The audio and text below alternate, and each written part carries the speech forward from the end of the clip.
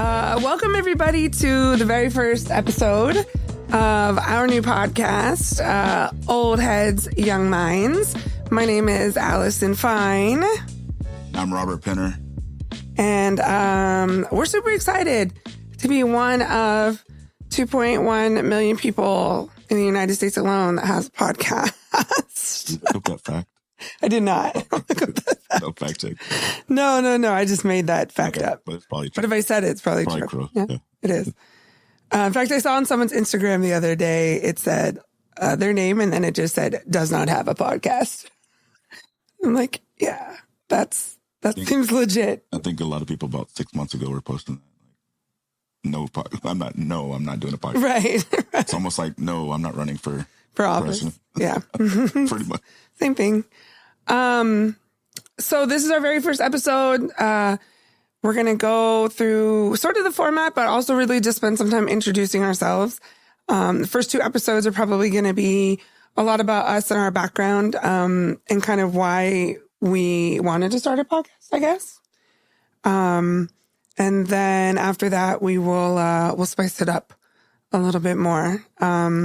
We do have segments, so we'll kind of go over that as we go through and the things that we want to do on our podcast. We are super excited. I'm super excited. I am too. I'm super excited. I can't speak for Rob. I shouldn't speak for Rob, although we've been talking about this for a while. So I'm very excited to do a podcast at all. We're here at the Stay Hydrated Studios here in Tacoma, and our engineer NuqNuk is here. Hello. That was his hello. And so we're really excited to also support a local business that does a lot of work. And I think we'll probably talk about them later and let him kind of shout out his spot too. So one of the things I would say that is really important to us is mental health and kind of checking in on where we are. And you guys will understand a little bit more about that later as time goes on. But our first segment is going to be called You Good? A lot of the segment themes are very hip hop oriented, just because Rob and I come from a hip hop generation. We're both Generation Xers. Yeah. I'm younger. He's lying. I'm older. He is lying. Not only does he look at least 10 years older than me. 10. He's not 10 years older than me, but he's not fucking old. I mean, he's not younger than me, that's for sure. All right. So, you good? Yeah, I am good, actually. I'm excited to be here today. I had a really good weekend. I guess we'll get into that in a minute, but yeah, I'm good. I'm in a good space right now. You good? I'm good. Mentally. Dealing with some dental pain-ish stuff going on, but I'm going through. All like candy you ate as a kid, now your teeth are falling out? It also is a trauma story, and I don't want to get into trauma yet. I'm going to stay away from trauma on first episode. We'll get to trauma. we will get to trauma. So like on a regular podcast in the future, the You Good section will be like that. Just checking in mentally, seeing where people are at. Also, if we have a guest, that's when we'd introduce our guest. So today we don't have a guest. It's just us introducing ourselves to you guys. And then the next section is either going to be called The Get Down, and that's going to be like us talking about like hot topics, what's going on, whether locally or in the news or, you know, in entertainment or whatever. Or it'll be called What It Do. And that's the guest interview portion. So, you'll learn more about that. I guess today, since we're not doing that section, the Get Down is really about just introducing kind of who we are. So, this episode, we want to talk about sort of who we are as humans and how we got to this place in our lives. So you want to go first? I can go first. I'm Robert Penner. Born and raised in Houston, Texas. Product of a single parent household, raised by my single mom and my grandparents.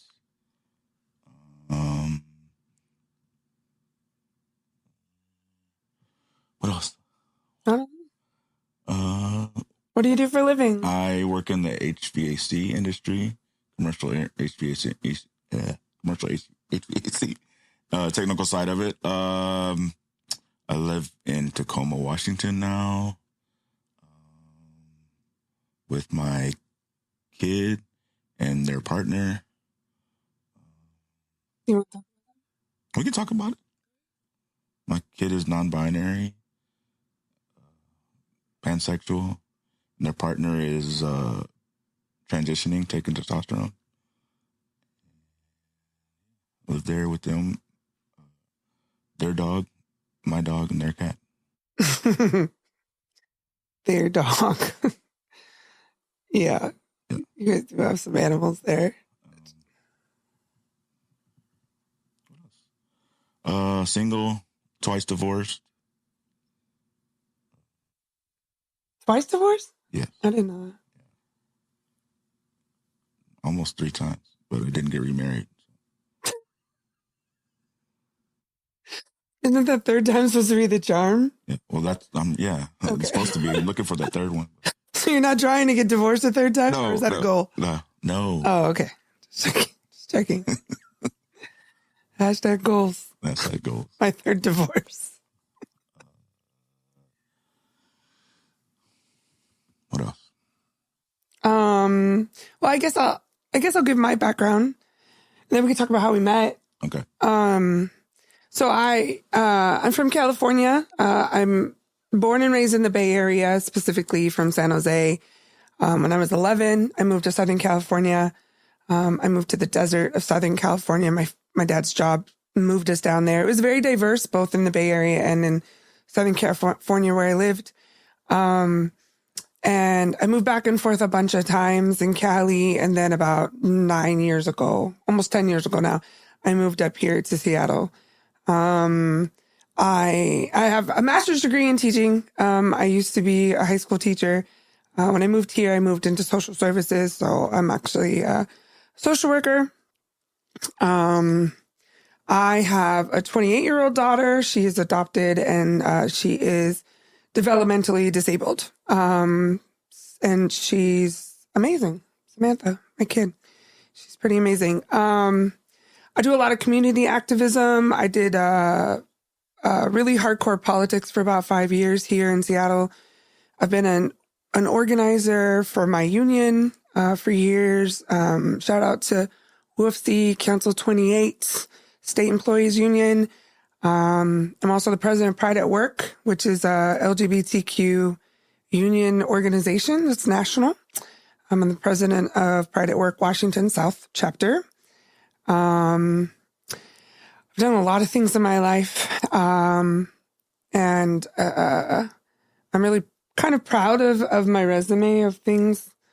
But I also have a lot of trauma, and so mental health is really important to me. And that's one of the reasons I think we decided to start this is because we have a lot of similar views on how important it is to sort of be in a good headspace mentally. And I'm sure we're going to talk about, when you're not in those spaces, where to go. But that's sort of the basics. I live with my parents. My parents were growing up. My father's passed away almost 12 years ago now. My mom still lives in California. I have a little brother and sister-in-law, 3 nephews. But I also grew up communally, so I have a lot of really good friends, a lot of family you choose, that type of things. I'm very lucky that way. And through a lot of my endeavors, I have friends all over the world now. And that's pretty cool. So it's kind of an overview of who I am. And you want to talk about how we met? Yeah, I'll talk a little bit about it. So at the time, I believe this was 2013, maybe? Year? Probably 14. Maybe 14? I moved here 13, so probably 14. Okay, so 14. We were both driving for Uber and Lyft. And you, I think, even started the Facebook group, just to get a community of, and tell stories and because I think it was somewhat fairly new that it wasn't like super popping, but it was a fairly new. And so to get a community of drivers and then, you invited just to meet up, because we used to work overnight. I know, I don't know about you, but I used to leave the house at 6:00 in the evening and hustle till I couldn't bear anymore. So I would go to work full time, and then I would like leave work and drive Lyft or Uber to make extra money. In part because I had a third row in my car, so I was like an Uber XL or a Lyft Plus or whatever. So I made a shit ton of money having a bigger car. And then I didn't realize this till later, but I had a partner for a while that was pretty abusive, and we lived together, and I didn't want to be home. So I don't think I intentionally was doing this at the time, but very often would stay out all night, especially on the weekends, because I just didn't want to deal with his bullshit. Yeah. I didn't realize that again till afterwards, but I made a whole lot of cheddar. A whole lot of money avoiding my partner at the time. But yeah, I started that group. I'm really about building community in whatever I'm doing. I don't know why. I guess that's just my natural instinct. So I started a group on Facebook that I'm still the admin of. That's crazy. I don't even know who uses it, but it was a Lyft Uber driver group. And we would communicate about when things were hot, what the airport wait time was, because the airport was the worst, waiting for rides at the airport. And then at night we would meet up and go out to dinner when we were done, driving all night. So at the Denny's in Federal Way. That's where you and I met. A bunch of us used to go to Beth sometimes up in I went to Beth. North Seattle, and Beth has the best fucking I haven't pancakes. been there since they reopened. No, those pancakes. I hope they still have them. We should go there. We should go there. We should do like a mic up there and then. Oh yeah, we should. Right? I wonder if it looks the same. If you haven't been to Beth's, Beth's does not sponsor this podcast, but maybe they should. Maybe. Maybe they should. So yeah, we met driving Uber and Lyft, and then you. Yeah. Then I moved back to Texas 2016. I was driving for Uber because I got laid off, and it was a way to survive while at the time, my wife was still going to school and getting her master's. And so we moved back to Texas. The community, I didn't do as strong as you do and build a good community here. And that was the reason we moved back to Texas. And then through that process, my kid was going to high school. So I decided to stay there while they were in high school. And they lived with me at the time. Us. And then 2018-ish, split up from my wife and... Fuck her. Yeah. Can I say that? You're okay with that. But she's cool. Now the first wife, fuck her. Really fuck her. Yeah. Yeah. That's funny, you guys. Can I say that? We're cool. She's like at least supportive somewhat of my stuff. Anyways, we're friends-ish. I moved back after COVID up here because I got furloughed from there, and I knew I could make more money here, and so I moved back in 2020. You moved back here during the pandemic. Like in the not end of it. It still isn't over. But no, October was a little late. It wasn't like March. Oh, God. You know what I'm saying? Like that's what I'm saying. So you could get a vaccine by then. Yeah. Yeah. That's funny. So you moved here at the end of the pandemic. Yeah. I was around the same time, I was still the chair of the Democrats in the 30th legislative district where I live. And I was not very happy with the way that some things were going. There's a lot of pressure when you're the chair of a legislative district. There's just a lot of work that goes into that. But I also have a very strong personality. I don't know if you know that. But no, I don't know that at all. Did you roll your eyes? That's my sarcasm voice. If the mic didn't pick that up, that's my. The mic. You spoke right into the mic and said the mic didn't pick that up. Okay. So I have a very strong personality. Like I am very assertive. And I also have a vagina, which to a lot of people then makes I do not have a vagina. A bitch. I don't know whether he has a vagina. That's what he says. But when you're an assertive woman and you have strong opinions and you are unafraid to sort of speak your mind, oftentimes you get kind of cornered into being a bitch. When in reality, you're probably just a leader. When in reality, you're probably just there's a reason why you're speaking up and out oftentimes. But it's something I've always had, criticism about. Also, I mean, you can see it from the video because I could see myself. I'm a big person. I'm almost 5'10", and I have linebacker shoulders, and I am a presence in a room, and I know that. So all of that, I think, intimidates people, and you tie my physical presence in with the fact that I call out bullshit. And that makes it easy for people to not like you. I know that about myself, and I'm okay with that because I also know that I have a huge heart and that I will give some of my last dollar if they need it. So I'm okay with who I am. Not everybody is okay with who I am. But a big part of who I am is a truth teller. So with the Democrats, I was calling some people out within my own party on some things that were going on that were not okay. And I'm not going to get into specifics right now, maybe down the road sometime, but that was creating angst for people. And so some people in power, they decided that they were going to sort of do what it took to silence me. And in 2021, I walked away from my leadership positions because I started to realize I needed to value myself and my own mental health and my own experience more than I cared about what was going on with politics in my community. And at that point, I don't know why, but I started going to comedy shows more often, and that's something I haven't liked, but never been super into comedy.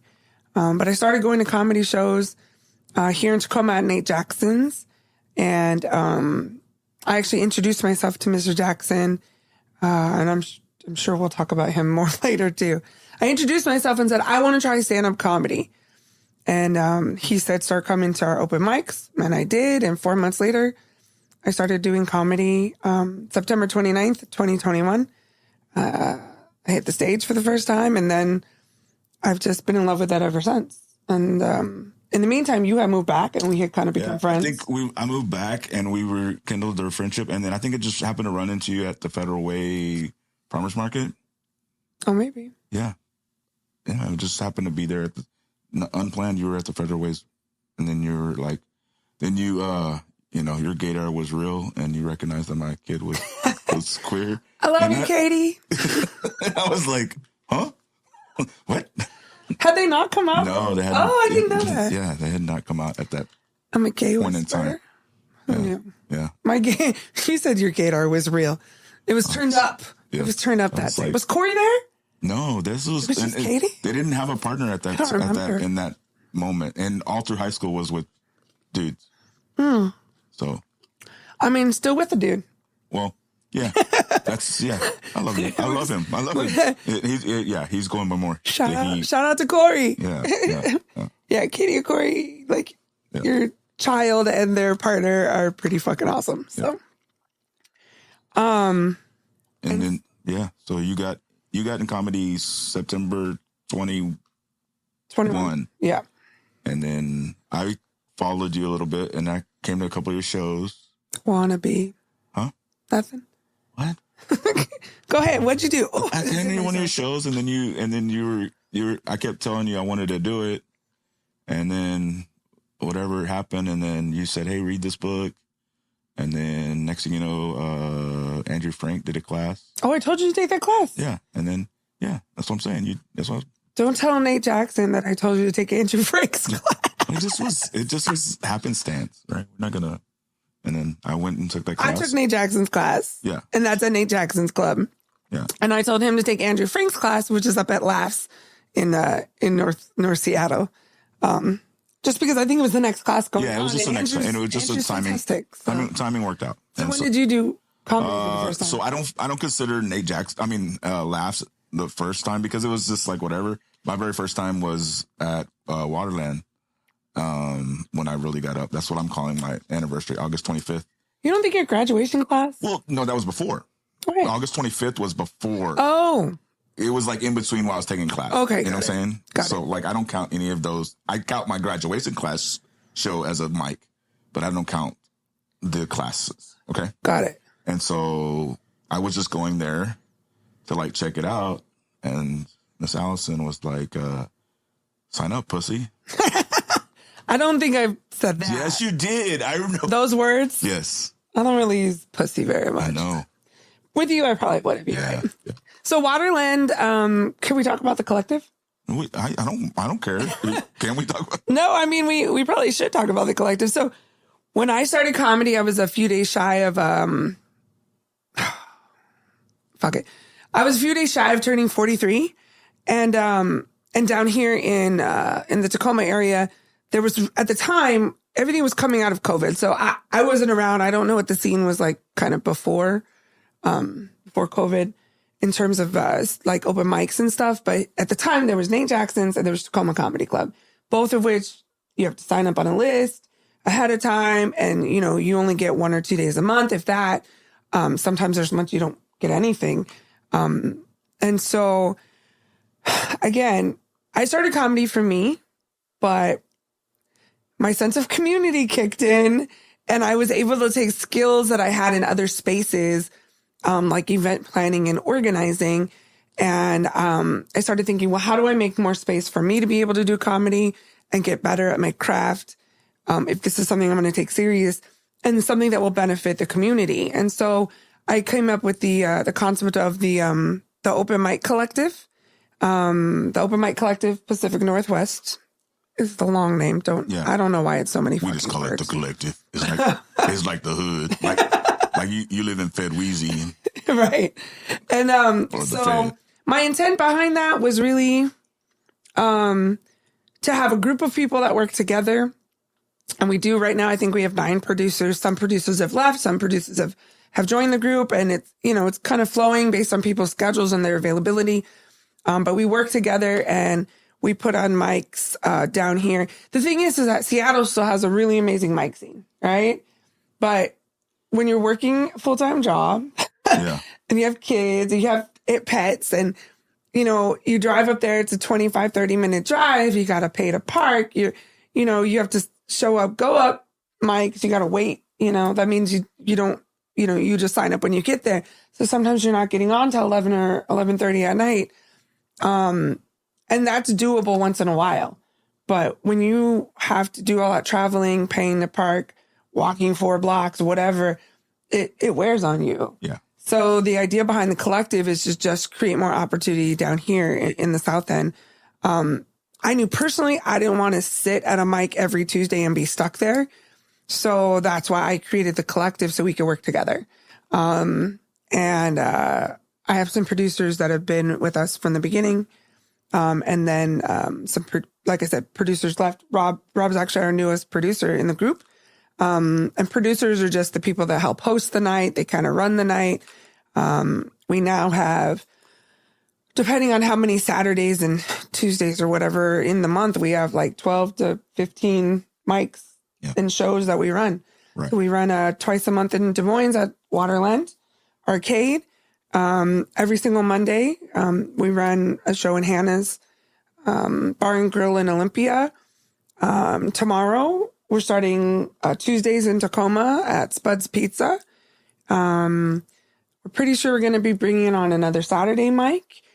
We do twice a month actual shows with higher level comedians at Vinifera Bistro in Auburn. Did I miss any? No, I think that's it for now. So the collective, was just a concept idea and it's working. And I've seen so many comedians that started off around the time I did, maybe just before, just after, who have just exponentially grown. And oftentimes they say it's because of all the opportunities that mics like The Collective or Chandler's Mics, Chandler Noble Hatch, one of our fellow comedians, he ran the Frontier Room. Now he's running the Broken Spoke. In fact, we're probably going to go hit up the Broken Spoke when we're done here. We're creating those opportunities. And so people can do more comedy. And so, audiences can come, get entertainment. So it's been kind of cool. Yeah. Do you remember the first time that you went up? How it felt, other than me apparently calling you a pussy? That night? So wait, can I stop you? That was a motivational to be a pussy, though, right? No. I just want to be clear. I mean, motivational. That's what a drug dealer tells you too, right? Don't be a pussy. Here's some crack. Here's some crack. Never smoked crack. High five for never doing crack, y'all. Okay. Don't smoke crack or meth, or there's a lot of things you shouldn't be doing. Yeah. Ketamine. Okay. Your first time. I was on a date too at the time. With the person I know? Yes. All right. We're not going to name names, but the person I know. Yeah. And Juan Forno was closing. Oh. Ashley Russian was hosting that night. Okay. Those are the three things I remember. And you were there. Juan Forno, the Snow Mexican, straight out of Canada, currently living in Portland, and Ashley Russian, a local powerhouse comedian here in Tacoma. Yeah. And so those are the things I remember. I did like maybe 3 minutes. Was I there? Yes, you were there. Okay. But you just weren't hosting that night. Okay. And and so how motivating I am. Yes. And so that was the first night. Very scary. I think the thing I hated the most about the night is she videoed it on her phone, and it was not good. It has good quality. I've looked back at it like, I wish I had like just at least a little clip to post for now. That we're from where I've come just from then to now. That's kind of funny. The first time I went up, I was getting ready to do Nate Jackson's class, right? Right. And my mom was in town. And I used to go religiously to those mics on Tuesdays, and I would just take notes, and I really didn't talk to many people. I just kind of was observant. And my mom was in town. So I was like, hey, Mom, will you come with me to Nate Jackson's to watch the open mic? Now, I knew I wanted to go up because it was a week prior to my class starting. And I had said, I want to go up once before class starts. But I was trying to get a hustle spot, right? Just for those of you who aren't familiar with the lingo, it's just like there's names that go on a list, and then there's like empty spots, and they pull out of a bucket. Excuse me. So I wanted to get a hustle spot. That's what I was expecting, because I didn't want my mom to see my name on the list, because it was kind of a surprise. And when I got there, the first class that Nate had taught, their showcase was the next night. So the list was like 50 people. And I was like, there's no way I'm getting pulled from the bucket. There's like 4 bucket spots, right? Right. And so Nate walks in and he's like, what's up? You ready? Because he knew the plan, right? He knew my mom was going to be there. He knew everything. Okay. And he was like, you ready? And I was like, bro, look at this list. There's like 500 people on it now because the other people are getting ready. And he was like, hold up. And he's like, go check the list, like 5 minutes later. And he had put me on the list. Oh, nice. So thank you, Nate Jackson, for making that happen for me. And S1E1, who's a hilarious comic out of Seattle, was hosting that night. In fact, I didn't remember that. I don't remember much about this night. But it was actually S1E1 that reminded me, I was there the night you started. So shout out to S1E1. So S1E1, he's doing his host thing, and it's my turn, and I know it's my turn about to come up, but my mom doesn't. So he calls my name, and I look over. My mom's like, what? And I was like, oh, by the way, I'm going up tonight. And I went up there. I didn't record it on purpose. Oh. I didn't record it on purpose because I wanted it to be special for my mom, you know? And, my dad's been gone for a long time, and there's just things that I regret. My mom and I weren't very close. We'll probably talk about all this stuff later, but I wanted it to be special for just me and her. I absolutely fucking regret that now. I I would have had it at least on audio so I could refer to it, you know? But I remember my mouth was so dry. I don't know how I got through 5 minutes of anything. I don't remember anything I said. 5 minutes? I did. Do you remember any jokes? The only thing I remember is at the end. In the end, I said something along the lines of, you know, my mom's in the room tonight, blah, blah, blah. This is such a special moment for us. And I just want to let you guys know. Side note, Nate Jackson's is typically a very urban club, right? Nate Jackson's is the biggest Black-owned club in the country. The audience is pretty Black usually. That's the kind of club I want to work in front of. So that'll make this statement make sense. Yes. But I said to the crowd, I was like, yo, so I know that most white kids, usually y'all think that we get, you know, houses and cars and all kinds of money when people die. But like with the way my family's set up, my mom's going to leave me a really big collection of Mickey Mouse things. And my mom said, I sure will. I was shocked when I seen the picture. I think you shared a picture or something like that. I was like, of her Mickey Mouse room? Oh, yeah. Can we talk about that during trauma? Yeah, Thanks. okay. Right. Talk about that later. So that's the only thing I remember is like talking about that. And that got a really big laugh. Also because my mom was interactive. But it was awesome. Like my mom was so proud of me. And I really didn't have a goal at the time. I was really like, I'm just going to try this. I'm going to go through the class. And this Saturday, it was 19 months that I've been doing it.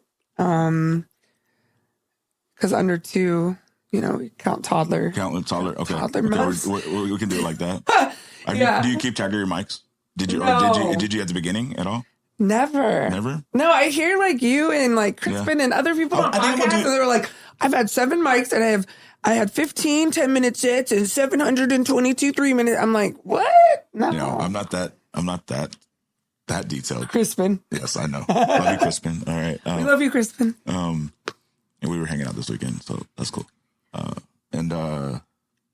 You kept tracking your mics because you had a goal. I had a goal, but I read a book and they said make a goal of like either so many per year your first year, and so that's part stuck with me.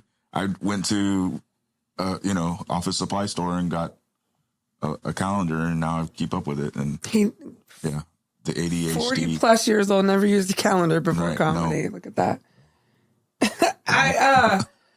I don't keep track of my mics. I don't keep track of my time.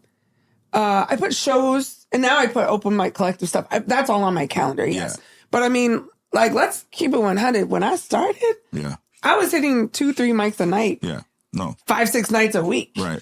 I was hustling at comedy because I wanted to. I'm just trying to emulate you. I was trying to learn and do better. That's good. I mean, it's not about really emulation. We're all on our own path. I just think I know. People are oftentimes surprised at like how I book shows now already. And it's not, I am very humble about the type of comedian I am. I have a lot to learn, so much to learn and so much to do better. But I get opportunities because I work really hard. Yeah. Right. And so I think. Feel the same, even at a maybe lower level, a year less in. I feel like the only reason I get opportunities because what opportunities I am getting is because I've been hustling. It's also like who you're networking with, you know? Exactly. Running the open mic collective, I'm very much, it's a we thing. I don't look at it as it's a me thing at all. I tend to be the face of it because I'm the one that started it. And so people tend to come to me first, and I understand that. But at the end of the day, it's for all of us to benefit from. It's for the community to benefit from. It's for audiences. It's for businesses to get more businesses because people want to come see comedy. It's for everybody, but it's definitely benefited me. Yeah. Like I'm fully aware of that, and I appreciate it. Mm. Can we talk about our shirts real quick? Oh, we just like happen to coordinate with hip hop. That we did not plan. Not planned. I did not plan this. We did not plan this at all. Like we both came from work, and I don't know. You probably came from a fucking nap. Did you get off? I love. He naps. Works way earlier than I do. I love naps. I had a good nap today. See, I knew he had a nap today. But like we just both showed up, and it wasn't until we actually sat down today that I was like, he's got an Easy E shirt on, and I have an Outcast shirt on, which we can debate about it. But you know what's here's a thing about this. You're from the West Coast, and you have a From the dirty South. From the dirty South. Right. I'm from the dirty South. And you have a West Coast. And I have a West Coast. I mean, one of the things that you guys are going to see on our, or hear, see here, whatever, on our podcast is all of our themes for our all of our segments are pretty much hip hop themes, because that's where we came from. We come from a hip hop generation. We also, I wanted to address that, like, we didn't coordinate this shit. I'm a huge Outkast fan. I will fight you to the death. 3 Stacks is the GOAT. I'm gonna just say it. Come back, 3 Stacks. And come back, 3 Stacks. He actually does a lot of ghostwriting. Okay. Anyways, we're not gonna go off on that tangent. But we did not coordinate the rap shirts. This is just who we are as people, honestly. Right, exactly. I actually wore this yesterday, but just for a brief moment. He didn't take a shower. No, it was I took headshot photos. Oh, you wore them headshots? Okay. On one of the photos. Shout out to Marvin Patterson, ishotcha.com, who did my headshots, did his headshots. We should have him as a guest. Oh, he would be a good guest. He'd be a good We got into a little bit of his just during. He's amazing. He's just an amazing person. Yeah. He actually shot me some money today for like a referral. I was like, that was very sweet of you. You don't owe me anything. That's awesome. That was very sweet of him. So yeah, we're just coordinated, I guess, in our minds this way. I look at Rob like family. Yeah. When I refer to you as my comic sister.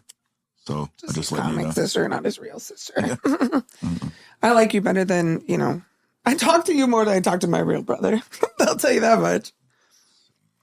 I love my brother, but he lives in Southern California and has 3 teenage boys, so he's busy. Him and my sister-in-law. There's something else I wanted to mention. Oh, the other thing that I think is interesting about the two of us is how we are, we both grew up in communities that we are assimilated into other communities. You want to talk about that? Oh, yes. Okay. So I'll say my piece. I grew up around a lot of Mexicans in Texas. Through different events in my life, I was always around Mexicans. Mm-hmm. People always come up to me, "You're Mexican."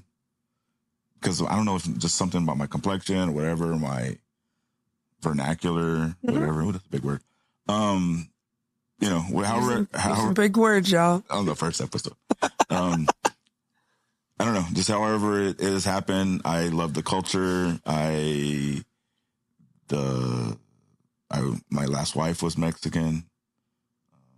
A lot of my good friends in Texas are Mexican. But what are you? White as fuck. How do you know that? Because someone bought me 23andMe. I did. Yes. And I found that out. Yeah. I mean, you knew though, generally, right? Well, so I thought I was somewhat native. And that's what gave me the complexion. Okay. Because that was the lie told to me from my parents. Got it. And my real dad was even known by Red because he had he was called Red. Okay. So I believed it. I really did. I believed the lie for so many years. We'll get into your family situation in another episode. Yeah, another episode. Talk about trauma. Yeah. All right. So I'm similar, I guess, in that way. Although I didn't grow up, I grew up in the Bay Area. And like I said, even in Southern California, very diverse communities. But I always assimilated to the Black culture. And I think that's for multiple reasons, but a lot of it is because I talked earlier about like my size, my assertiveness. I'm loud. I talk with my hands. And white people rejected me for that, honestly. White people want you to fit in a box, and I never fit in that box. I was never skinny little cheerleader type. I never held my tongue. And so Black folks took me in, and Black folks were my friends. And this is from childhood. My best friend in preschool, her name is Mia Benjamin. Preschool. Her name is Mia Benjamin. We're still friends today on Facebook, at least. Yeah. And so I always was attracted to Black folks. And I struggle with that now because now they call that, some people say, "Oh, you appropriated the culture." And I'm like, I didn't appropriate that. There's a difference between appropriation and assimilation. And we don't want to talk about it, but this is the example that I use. Hear me out. If you are a Chinese boy born to Chinese parents in China, right? And your parents' jobs moved them to Australia when you were 2, and you raised your whole life in Australia, you are not going to tell that 17-year-old boy that he cannot have an Australian accent. Right. Because he's Chinese. Yeah. Like that's assimilation. When you live within a community, you're going to pick up the way they talk, the way they move, the way they dress, the things that they listen to, the things they watch on TV, the things that they eat, all of that. Assimilation and appropriation are not the same things. I am white, although I often get, are you Mexican? I often get, are you mixed? People all the time say, oh, I thought you were mixed. And I'm like, mixed with what? White as shit. Yeah, you look white. I did my 23andMe too, and I'm 45% Irish. I'm fucking white. But I have I've been assimilated to the hip hop culture and the Black culture my whole life. And it is what it is. Like, I'm tired of defending myself. I'm very unapologetically who I am. And if it wasn't, for Black people, I don't know if I'd be on this earth right now, honestly, because white people didn't like me. White people rejected me. I was a big girl starting in 4th grade. So by the time I got to high school, I was teased. People were mean. I kicked it with dudes. And I kicked it with Black folks. And that's what it was. And the social justice movement that exists now. And I do want to talk about that in future episodes because I understood white privilege before we called it that. I've done work around, the movement in that way. I was woke when woke actually like mattered and was a good thing, not what the way we vilify the bad side of the woke movement. But it's been a big part of my identity, and it sucks because I get fucked with now for being away, and I'm like, but this is all I am. This is who I am. I'm not trying to be anything. That's Rachel Dolezal shit. That's a Rachel Dolezal thing. I was trying to think of her name. Thing. Yeah, I was trying. Is that the difference between is the difference between assimilation and appropriation? Well, Rachel Dolezal changed everything about her. Yeah. Like if you look at the picture, if you Google Rachel Dolezal, and for those of you who don't know, she lived on the east side of Washington, ironically. This happened before I moved here. And she came from Colorado, I think, and she changed her skin. She changed her hair texture. I don't even know how you do this shit, and she presented herself as Black. I think she claimed to be Black. And this bitch was white. Yeah. Like white as white gets white. Right. And so that's appropriation on like the most sociopathic level, in my opinion.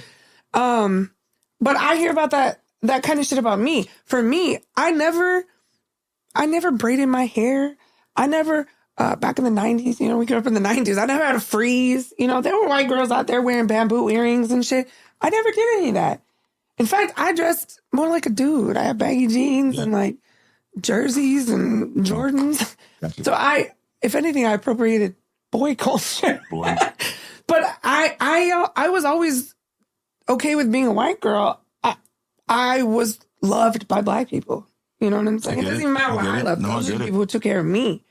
And so now that I'm 44 and people want to make me feel bad about being me, I'm done with feeling bad. I think at some point you just got to accept for who you are. And if you don't understand me, you don't understand me. It's just what it is. I mean. And if I found that the people that don't understand me are the people that don't bother to get to know me. Yeah. Right? We're all part of our product of our experiences and our environment. Yeah. So what do you want to get out of this podcast? What do I want to get out of this podcast? That's a deep question. I want to get my voice heard. There's somebody right now going, good luck with Allison. Yeah. I know you were gonna take hold, and it might be like that on some episodes. You might lead more, and I'm okay with being led by a woman. It's fine. But I don't know. I do want my voice heard, and we'll get into that with trauma and things of that that I'm traumatic in certain areas. Man, I don't know. I don't know. It just, I think we're similar. So that's why this is a good joint, but we're also different. Yeah. You know? And so I'm like, cool. Yeah. Yes. And I'm not. I'm old. I'm old. You're old. I'm not as old. As old. Yeah. I am old. Okay. So should we like wrap that up and then move on? Or what do you want to get out of the podcast? I'm sorry. I think the same thing. I think that I want to talk about more than just comedy. You know, I mean, comedy is not what brought us together. We've been friends for a long time before that. And so I think that both of us have interesting perspectives on the world. I think that, we can bring some really cool guests to the table. And I think our listeners, of course, when we have listeners, they will care. They will get to know us a little bit differently than maybe what they perceive. I definitely know people perceive me a certain kind of way or whatever. And I think once people maybe hear more about me, get to know about me, then they'll understand me better. And I think with you, you're kind of quiet, you know, like, you get to know people on a very individual basis. Ooh. So I think this might, is that a compliment? I mean, I think it's just different. You know what I'm saying? I don't think we're that different in that way. I'm just more outgoing. Because honestly, like I said at the beginning of this, that like I have a lot of friends. I don't feel like I actually have a lot of friends. I just know a lot of people. Yeah. So, I have probably more than the average number of friends just because I know a lot of people and I have deep relationships in different times of my life. And some of those friendships I've been friends with, you know, I went to Oregon this weekend and one of the people that came to see me was a guy and his wife. And I've known him since we were 12. Oh, he was my prom date in high school. Like we've been, you know, I'm actually closer to his wife now, but it's like, I do have friends from different aspects of my life and I'm very lucky for that. But I definitely think I'm also misunderstood. So I think us getting our messages out, whatever those messages end up being, I think having an opportunity to talk, you know, comedy shop or talk trauma, which we're going to talk about in the next episode. We have some really unique perspectives there. Yeah. I think will be important. And then we'll just see where it goes. Okay. Do you want to do the next section? Just the next one? Yes. I think we have time for that. And then. So the next section that we're going to do like on a every episode basis is, it's called Dope or Trash. I'll just give you a preview too. We have another optional kind of section that we will do from time to time, not in every episode, but it's called Ballin'. And that's, sports talk. Cause we're both sports fans. We're not doing ballin' today though. But Dope or Trash, a lot of podcasts do similar things where you just bring a couple of topics to the table and you kind of debate them. And maybe we'll get Nook to give us his opinion on things, especially on tiebreakers. So I brought 3 things. Did you bring 3 things? I brought 2 things. And so what we're going to do is we're going to go through our 3 things and we're going to say whether we think that topic or that issue or that thing is dope or if it's trash. And then defend ourselves if we have to. And then we'll physically fight if we can't. All right. If we can't figure it out. Ooh. I don't have any shoes on right now. I'll just bleed all over you. All right, I'll start first. Crocs. Dope or trash? Oh, okay. He knows my feelings. I know. Crocs are fucking trash. Crocs, our generation wore Crocs. Okay, let me be clear. Crocs has a ton of actually really cute shoes. Most people don't know this. Like the flip-flops I wear, not those, but the ones I normally wear are Crocs, but they just look like regular flip-flops. I'm talking the Crocs that you people buy those fucking headlights and Super Mario Brothers and sports memorabilia shit and what are they called? Giblets or whatever the fuck they are. Those things are things that only our dads wore growing up. right? So, and nurses wear them. I'm sure they're comfortable for nurses. So I think generally Crocs are trash. But if you're wearing them for work because you're a nurse, it's okay then I'm okay with that. But other than that, Crocs are trash and stop wearing them out in public. I almost wore mine today. Actually, I wore mine today to the truck and then slipped in the. And I'm talking to you, Nate Jackson. Oh, wow. Nate Jackson will wear his Crocs at open mic night, and I was just like, oh my God, what are we doing? I have 2 pairs of Crocs. One is like just regular with, the giblets all over them. And then the other one's like where it has the lining in it. Oh my God. Okay. Fancy Crocs, bougie Crocs. What? It's just like winter Crocs. No. All right. Crocs are trash. No. I think Crocs are trash. You think they're dope, obviously. Okay. So next. No, NuqNuk Crocs. Oh, they're not for me. No, thank you. Okay. I win. You win. I like it. I like it a lot. Unless you're a nurse, then wear whatever the fuck you want. Okay. Whatever the fuck you want. I do have a pair of, I don't know. I think I just got rid of it. I had a pair of Crocs, but it was when I was in the hospital. So forgive me for those. My mother bought them. Okay. Dope or trash? False spring, which just so you guys know, if you're not from around here, our area is a city that has 17 different seasons of season. And this weekend we went from raining since September, basically, freezing, snow, and then it was 80 degrees for 2 days, and now it's raining again. So we call that false spring. Is that good? Or is it dope or trash? It's definitely trash. Yeah, it's just been rainy. And like, I needed to mow my yard, and like, it just either I was busy the weekend or it was raining. So I finally got out to it this weekend. Gave it the hour or 2 that it needed. It's not like a big yard, but it just needed to be dry. You have a nice yard. Nice yard. Yeah. I actually think fall spring is kind of cool. I think it's kind of dope because it gets from freezing cold in the Pacific Northwest to like hot as shit.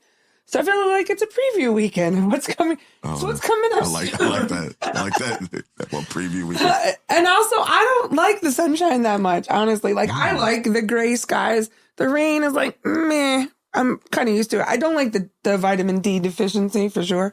But I kind of like the full spring once in a while, especially if it falls on a weekend like this weekend, because then you can get out and do stuff. But like, it does get this hot. I mean, it gets up to like 100, 110. 2 summers ago, it went up to 118 here. Mm-hmm. Which, for all my California people, they don't have fucking air conditioning here, so that's a problem. Yeah, that's a problem. Global warming is real. I kind of like fall spring. I don't like it. Trash. Where you at, Nuq? Where you at? I mean, I don't really mind it. It feels like it's a way for people to kind of get you, because in the summertime people complain about how hot it is, but for that little bit of time, we get to like get used to it, and then it goes back to what it was.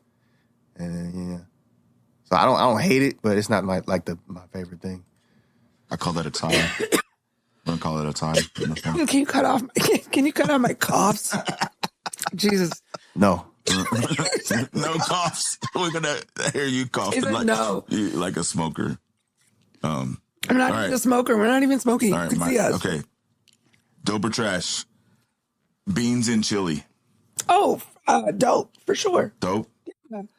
Yes. Absolutely. Aren't they supposed to be? So here's the disclaimer. You don't know this, that like Texas chili is just meat and sauce. Oh yeah, I've been in Texas like twice. Yeah, and so even though I'm like a Texan, true, I think beans and chili is where it's at. Like that's weird because I actually like to eat a wiener schnitzel. Oh really? Which I call wiener, dude. That's nice. Staple in my diet growing up because they're from California. I haven't been there. Oh, they're so bomb. But now that you say that, I don't think they have beans in their chili. Yeah, like some of the there's a couple barbecue places locally here that are like Texas based. Yeah, and they sell they sell. I don't know if they sell both, but I know they sell the non-bean chili. Really, most of the time. But I think I love the beans and chili, and I don't mind. I can actually eat, especially if my kids are vegetarian. They'll make vegetarian chili. It's kind of actually good. Yeah, I think chili comes down to seasoning at the end of the day anyway. Yes. So I think whether you have beans or not, it comes down to the seasoning. I grew up with canned chili, I guess. Like my grandma made beans, like those are her special beans, but we didn't call it chili. It was very similar, that recipe. And it had beans and ground beef in it. Okay, I'll say a disclaimer on this. I am pro beans and chili, except for when you use it on hot dogs. I don't think beans should be in chili for the hot dog. I do. Yeah, I don't like beans with my hot dog.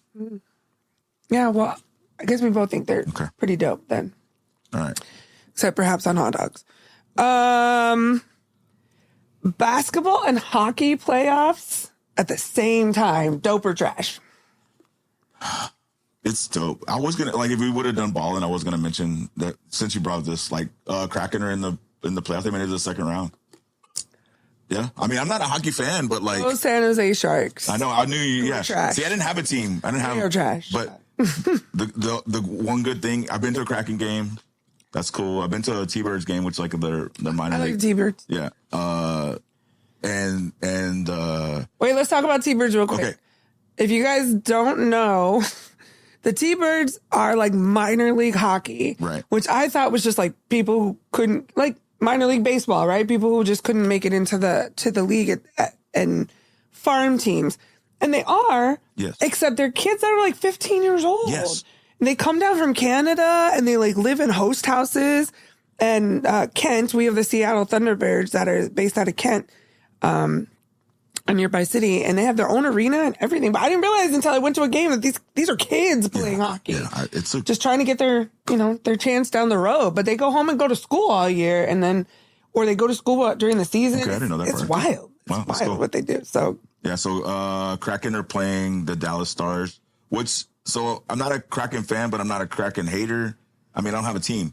So, but any team that's playing against a team from Dallas, fuck Dallas. Houston boy says, fuck Dallas. No, see, and that's the other thing. Like, hey, fuck the Cowboys. Like yeah, exactly. Like a lot of my friends want to cut Dallas out of the state and just have South Oklahoma. Oh, that's funny. Anyways, do you have any similar in California? What? Like a city that you just hate and just like, no? Not really. Team, no? Okay. I mean, team-wise, our teams are always moving, right? So right. It's like, yeah. I mean, yeah, I don't know. But my original question, though, I'll say this about the Kraken. I don't give a fuck about the Kraken. They're an expansion team. This is their second year. They just beat the Avalanche, which is huge because they're the defending champs, right? So, like, good for them. I'm a San Jose Sharks fan. Here's the caveat. Their mascot for the Kraken, his name is Bowie. If you don't know him, look him up, follow him on Twitter. He is the cutest little troll of a mascot.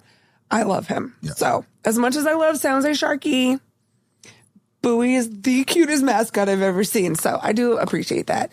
And, like, big ups to Seattle. You know what I'm saying? For getting past the first round and beating the Avalanche. And I guess we'll see where that goes. But dope or trash, basketball and hockey playoffs at the same time. At the same time?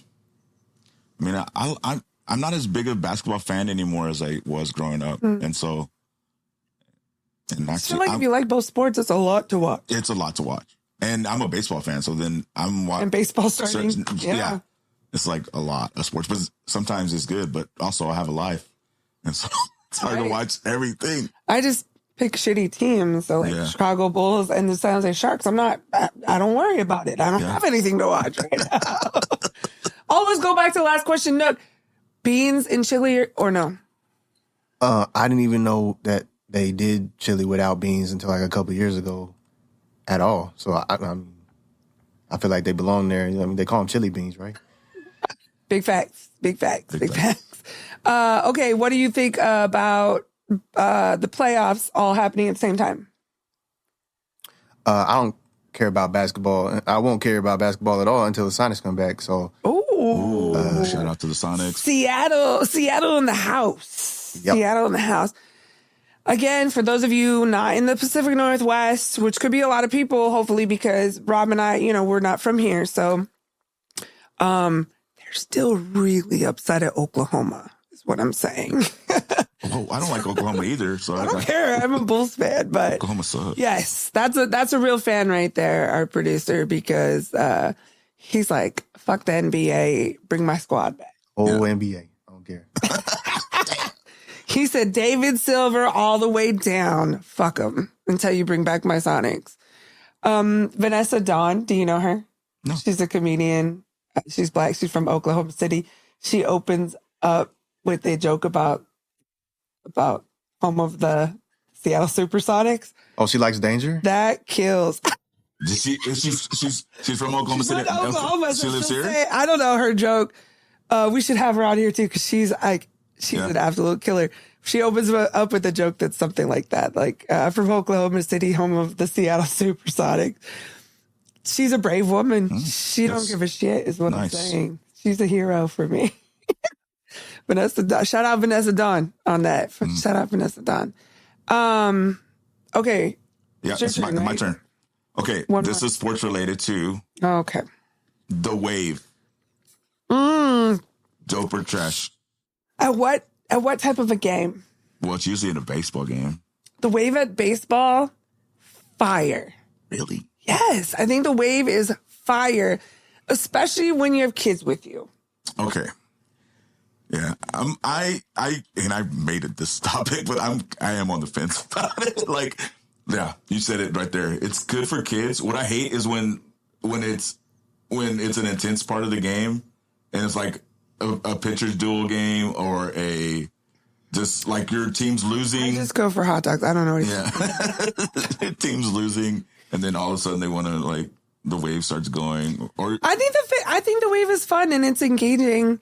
And it's really fun when you have kids, or if you're on like a date and you're like, oh, babe, let's do the wave. I've never done that. Oh. But I'm assuming there's some dumb bitch that does that.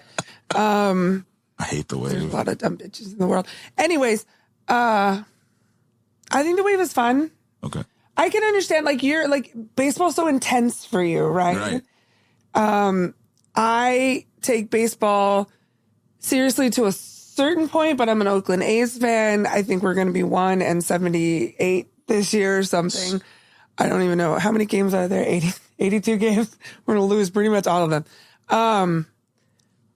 But fun fact, though, let me stop. Every single time that I go to a Mariners game, when Oakland plays the Mariners, we beat them. So I happen to be the Oakland Athletics lucky charm here in Seattle. They need to sponsor this and give you season tickets. I know, right? To Oakland. You just fly Seattle with Mariners, them. None of them are sponsoring us right now. No, right? Bowie, we should interview Bowie. Maybe the Kraken will sponsor us.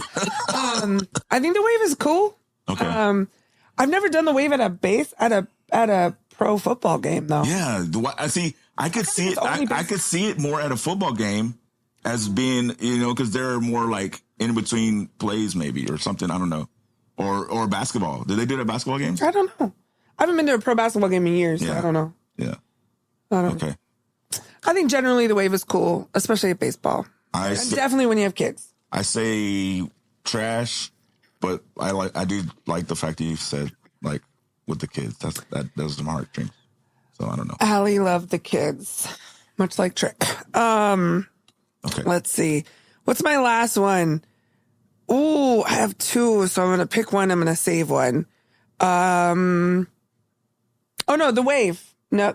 What do you think, Nuq, about the wave? It's fun. I like it. Yeah? He got kids. Yeah. Engagement. What'd you say? Little engagement from the crowd. Yeah. I think so. I like all of that at baseball games, though. The music, the dancing, the little stuff on the screen and shit. It just always seems like a jinx for sometimes. I've seen it happen as a jinx. Like your crowd, like home crowd, you're doing the thing and the batter's up, and then it's like distracting. Like it's like, what do you do? Making this up. Yeah, I know. This is baseball folklore. Yes. Okay. Well, right. I'm sure we'll talk about how much he loves baseball at some point and how he's going next week on tours of baseball stadiums and shit. Okay, I'm gonna go with this one. Smoking weed before work. Well, disclaimer, I can't smoke weed because of my job. It doesn't have to be for you. I'm just saying I know. general. Dope or trash? I say trash. I'm just jealous. It's like, I think, but yeah. I mean, because I'm not gonna like slam a beer, like, or take a shot before I go to work. yeah, I don't. You know? I don't understand why people want to be high all day, honestly. And maybe this is something that we'll talk about later on. Maybe, maybe someone brave enough that is a big pothead that smokes all day will come on and have this conversation with us. But I am pro forward 20 and I've done activism around it. We can talk about that later. Yeah. But I think if you're smoking weed before you go to work and then you need to be high all day or whatever, there's probably something else you're not addressing. Exactly. And also like you build up such a tolerance. Weed has to get expensive after a while. Yeah. I am pro 420, 100%. But if I do it, it's only at night to go to sleep or something. And that's a great point you made. Like we don't take vodka shots in the morning, you know? Well, we don't. Yeah. I guess some people do probably. But, so yeah, I just don't understand smoking weed before work. I guess maybe in certain industries, I guess it depends what work is, right? Like if you're, I guess if you're a professional comedian, music and producer, a music producer, I don't know. If you're a rapper, like I don't know, not but working at Starbucks. yeah, if you're just going to your office job to sell insurance, do you need to be high, or are you covering up something we're not talking about here? Nick, what do you think? I don't smoke at all, so I don't really know. I know some people feel like they can't function unless they get a little in before something, but I don't feel like it's the most effective way to go through your workday. Yeah. I think that was like a unanimous, like trash. We all said it's trash. So, All right. I'm not going to name names, but there's some of you out there we're worried about you. I'm not worried about you. I also think driving high is a really bad habit to get into. Yeah. I mean, not that I didn't do it when I was very young, but driving high is not, it's not a good idea. No. So, smoking weed before work is weird. Smoking weed all day. Why do you want to be high all day? I don't get that. How do you enjoy it? Yeah. If you're high all day, weird coping technique. So, all right. So that's dope or trash. We're going to do that on every episode. And also like when we have guests, we're going to have a couple, other segments, like during the interview portion of the guest, we'll do a section called, turntables, which is where like the guest can ask us questions. And then when we do dope or trash, then we'll include them on that and see if they have anything to bring to the table. And then I guess we'll just close up for our first episode. So do you want to, explain Welp? So Welp is what I like to call the Texas goodbye. And I won't get into the full joke, but we'll just say it like that. You just say Welp. And so Welp means things are wrapping up. Yeah. Things are, go. you got to pay money to come see Rob tell that joke. But, so we're going to call our closing section Welp, and that's going to be like wrap ups, like what do we have going on? Additional check-in if it's a difficult episode or something. So what do you have going on? Tomorrow I'm at Spuds. I don't know when we're going to have this release, so we'll just do whatever. Yeah, we're actually filming this on May 1st, so I don't know when we're putting this out. These first episodes are just kind of getting to know us episodes. So, and then this weekend I am going on my baseball trip. This year, me and my buddy David, shout out to David, are going to the Midwest. What up, Dave? He's cool. You'd like him. We're going to the Midwest. We're going to. I'll start here. I'm going to the Mariners game on Friday. The Maestros are coming in town, and then we're going to Kansas City, St. Louis, Chicago, Minnesota, Milwaukee, and then back to Chicago. And I am doing a opening spot while in Chicago. Oh, really? Where? At Laughs. Oh, so you're doing comedy at Laughs, Chicago? Thanks to my good friend right here, Allison. She. I hooked him the fuck up, y'all. I met some amazing people last summer doing comedy, and I connected one of them with Rob, and he actually has a showcase going on at Laughs Chicago. And I didn't even do comedy at Laughs Chicago. So I'm very jealous. I'm not going to lie. But actually, I'm super excited for you. Thank you. I appreciate it. So by the time you guys hear this, he'll have already done it, and we'll probably do a check-in in a future episode. But for me, I don't know. I have a pretty busy month of stuff. Yeah, you do. I mean, I always kind of have stuff going on, either open mic collective stuff or some really cool opportunities elsewhere. Recently, I just did an amazing show on 420 with the Ethan Tucker Band and Sean the Shaman and the Shore Break from Hawaii and my sis Lynette Campbell, another amazing comedian from Olympia. And then this past weekend, I did my first solo trip to Oregon. I did Max in Eugene with James Manning and James Blame Duhame and Taylor Clark. And then I did the Infinity Room in Salem, which is just one of the most beautiful rooms in the Pacific Northwest. And I worked with a few different people there, Billy Campbell and Drew Wilson McGrath. And I featured at both those spots 20 minutes of comedy, which is a lot. It was amazing. But I featured for Mix Dahlia Bell, who's a trans woman in Portland who is just fire as a comedian. And then Saturday I did a showcase at Growler's Tap Room in Portland. So that's what I've been doing. That was a little flex, I guess. Yeah, it was a little flex. It's okay. It's okay. I'm okay. proud of it. You gotta flex. We can all flex sometimes. Yeah. But I have a lot of opportunities coming up too. Yeah. Like I'm going to Bellingham on Wednesday, and at the end of the month I have a couple shows in Seattle and with a bunch of stuff. So I'm going to be doing comedy upcoming. And then we're going to tape another episode with just Rob and I. The next episode is going to be kind of heavy. We're going to talk about some of our trauma and again, why, although we are comedians now, we are also parents and we are, employees and we, do all kinds of things. We're also, both of us are getting close to 50. So we're not, I know, especially Rob. Rob is really close to 50. But we just have a lot of life experience and we want to share that with you guys. But a big piece of that for us is our trauma. So we're going to start talking about that next episode. We don't want it to be a downer. No. But it will just definitely give some people maybe a perspective about us and where we come from and why we are the way we are. Yeah, exactly. This has been fun. Yeah, it has. Nope. Yeah. Thank you. Yeah. Big up to Stay Hydrated Studios. Again, shout out to Stay Hydrated Studios here in Tacoma. We out here. I think this is going to be great. I'm excited. And now we're going to go do an open mic, right? Yeah. All right. So big up to Broken Spoke. See you soon. Love, peace, chicken grease. Peace out, y'all. Yep.